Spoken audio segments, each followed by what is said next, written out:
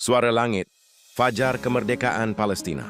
Akhirnya cahaya itu tampak di ufuk dunia.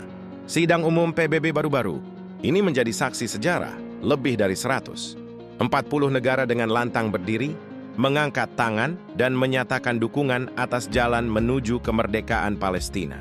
Itu bukan sekadar simbol, itu adalah gema hati nurani dunia yang sudah terlalu lama membisu menyaksikan derita Gaza, Jericho, dan Tanah Suci yang dijarah tanpa henti. Hari itu, suara mayoritas dunia bergemuruh. Son of Fortune, negara mendukung resolusi PBB yang menegaskan hak Palestina untuk berdiri sebagai bangsa merdeka. Suatu momentum besar yang menandai bahwa Palestina tidak lagi berjalan sendirian. Dari Asia, Afrika, Amerika Latin, hingga Eropa, negara-negara bersatu menyuarakan bahwa penjajahan harus berakhir.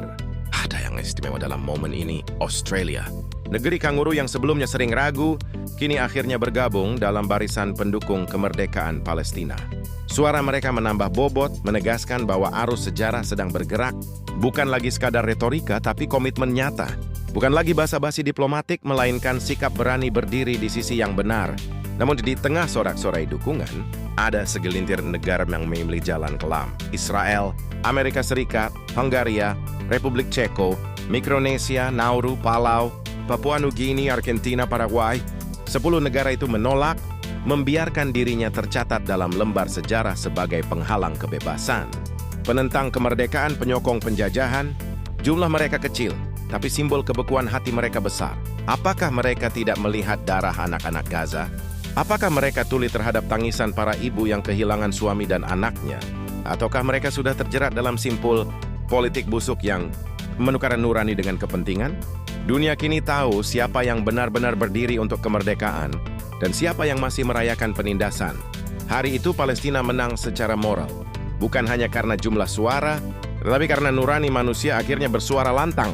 Resolusi ini memang belum otomatis menjadikan Palestina anggota penuh PBB, belum secara resmi. Mengibarkan bendera hijau putih hitam dengan merah di antara jajaran negara merdeka.